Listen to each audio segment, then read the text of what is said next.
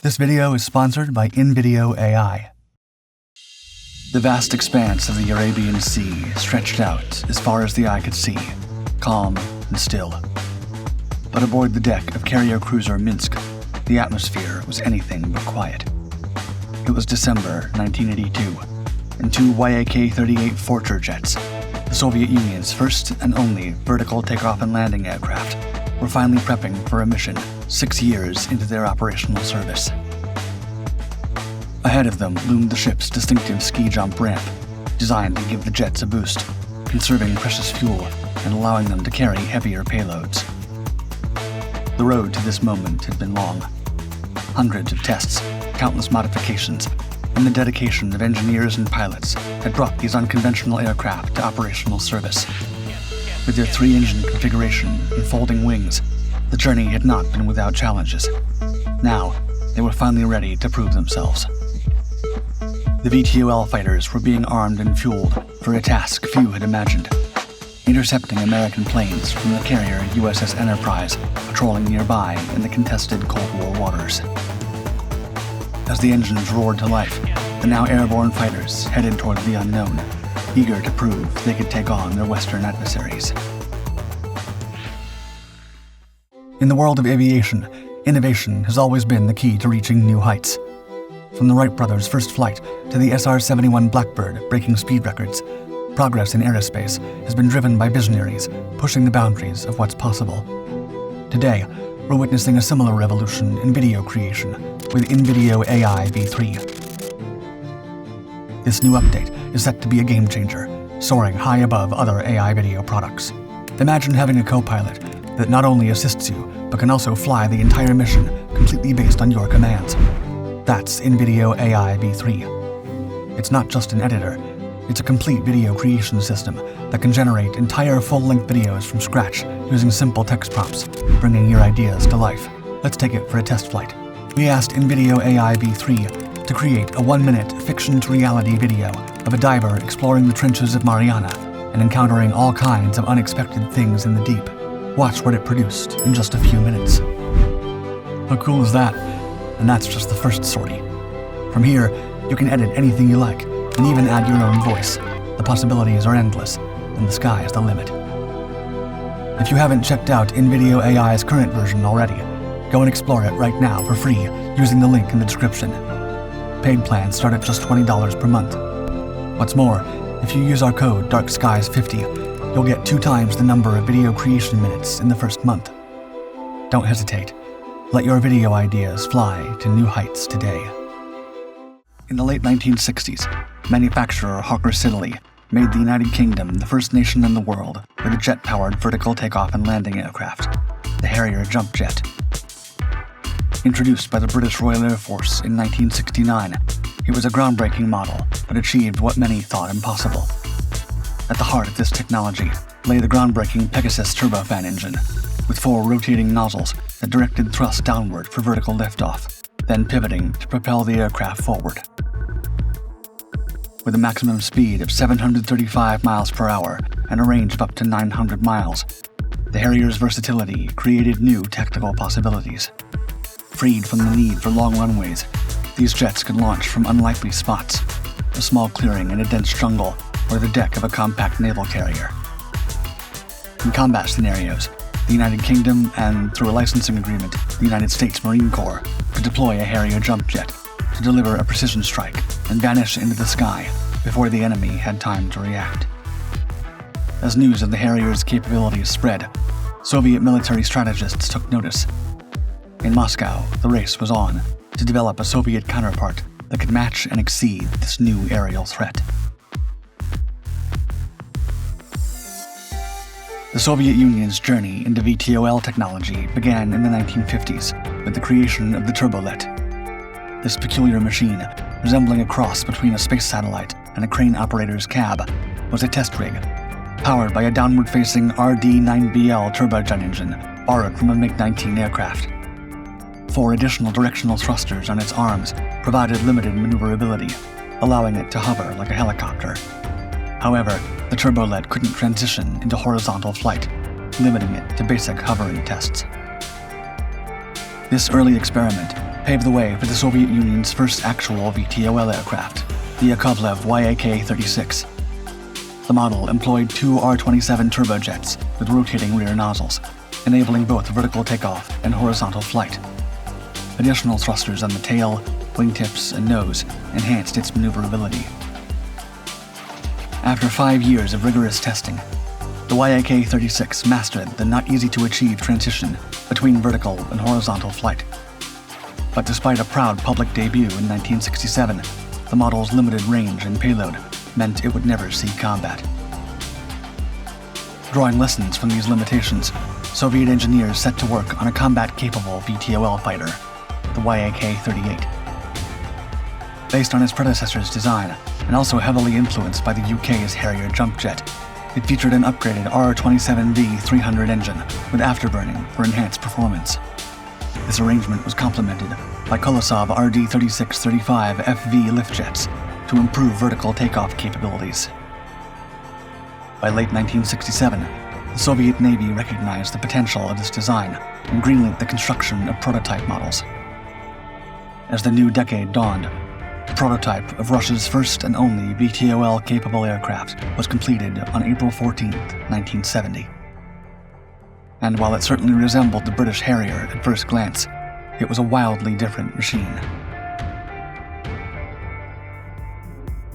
The Yakovlev Yak-38 was a single-seat VTOL fighter jet with a wingspan of 24 feet and a length of 53.7 feet.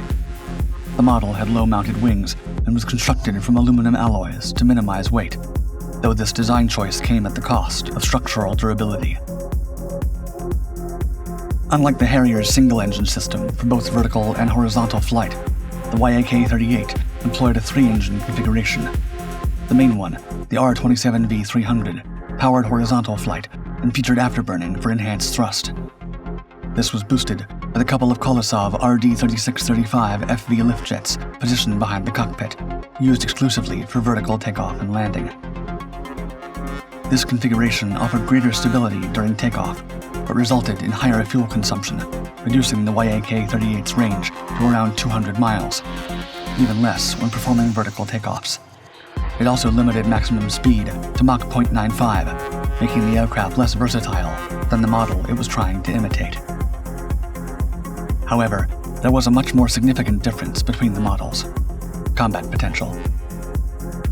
First, the Yak-38 lacked radar, limiting its role as a fleet defense fighter. Even more worrying was that its air-to-air armament was restricted to R-60 heat-seeking missiles with a maximum range of 5 miles and optional cannon pods.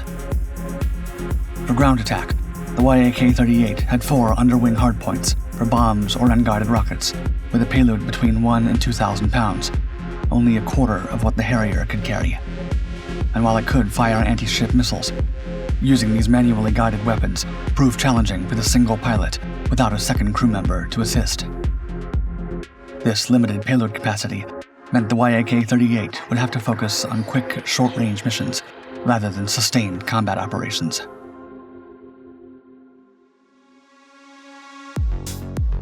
In early 1971, the Yak took to the skies for its maiden flight. What followed was a grueling period of rigorous testing, as the model's revolutionary VTOL capabilities, while promising, presented a complex web of stability, control, and performance issues that demanded resolution.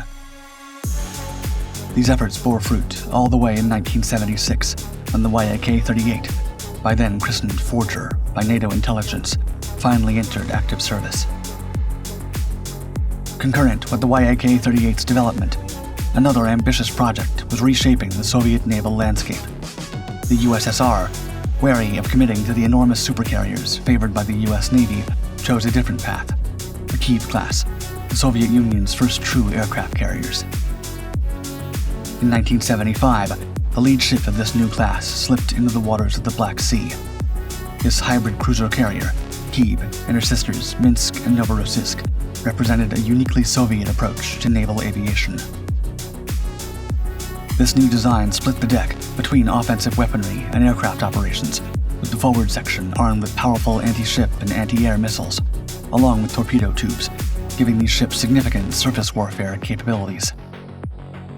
Aft, the flight deck accommodated a mix of rotary and fixed-wing aircraft, up to 16 Ka-25 anti-submarine helicopters and 12 Forger jump jets, whose stubby wings with folding tips maximized storage efficiency in the carrier's hangar. One of the most notable features of the Kiev-class carriers was the ski jump ramp at the front of the flight deck.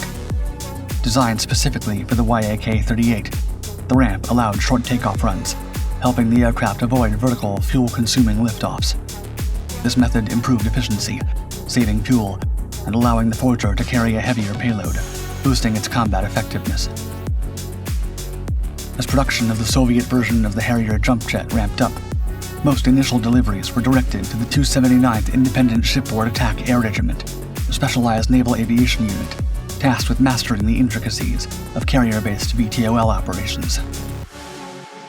With great anticipation, the Yak-38s were brought aboard their tailor-made floating airbases. However, as the Forgers settled into their new maritime home, the true extent of their capabilities, and most importantly, limitations, began to surface.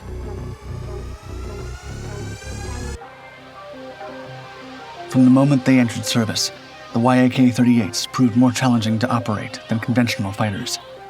Their complex VTOL systems demanded meticulous maintenance and skilled piloting.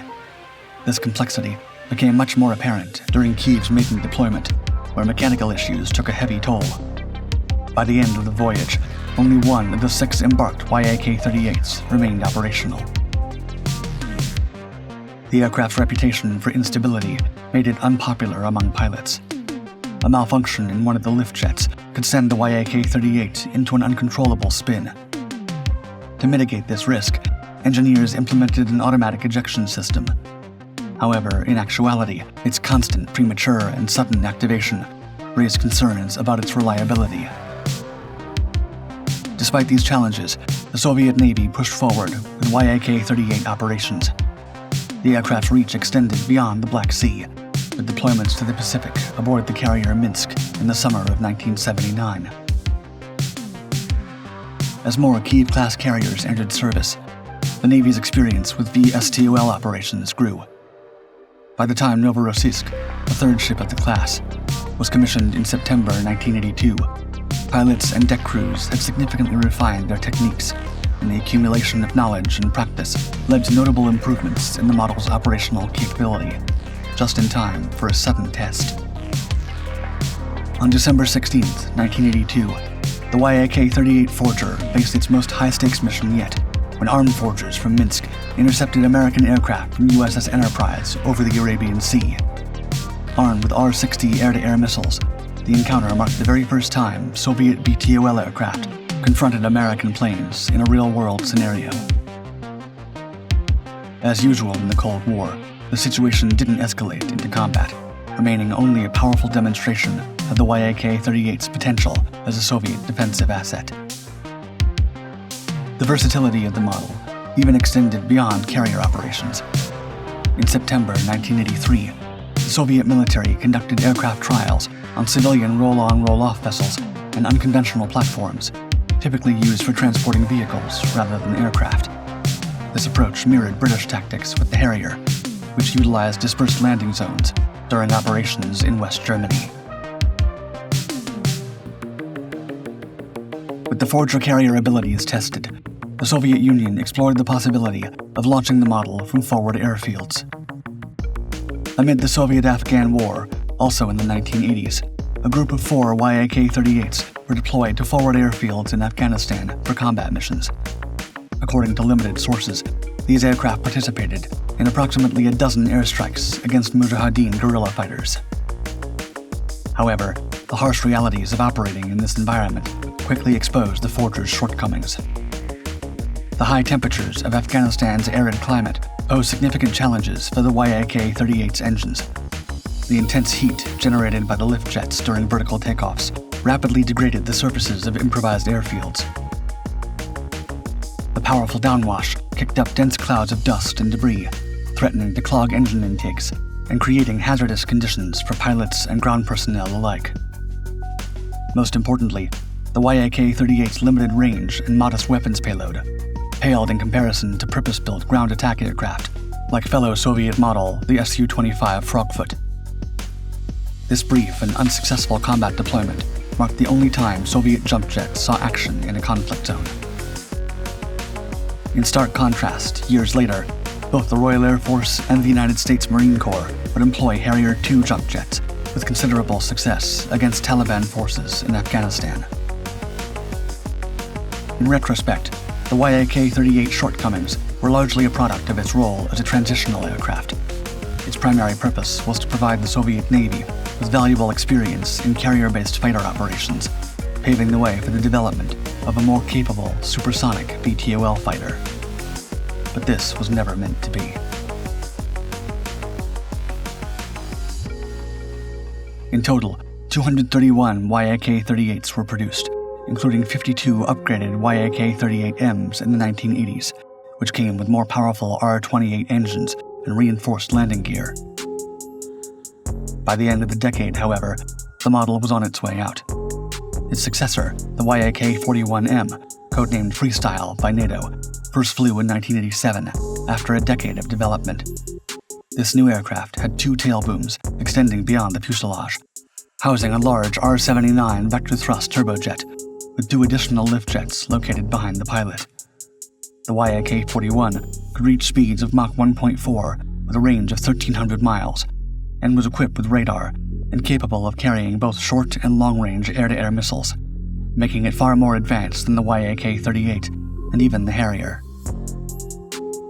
However, following the collapse of the Soviet Union in 1991, the newly formed Russian Navy, facing severe financial constraints, shifted its focus away from VTOL aircraft to conventional fighters that could operate from the newer Kuznetsov-class carrier. With this, the Yakovlev Yak-38 became the first and only operational vertical takeoff and landing aircraft of the Soviet Union. Dark Skies would like to thank NVIDIA AI for its sponsorship.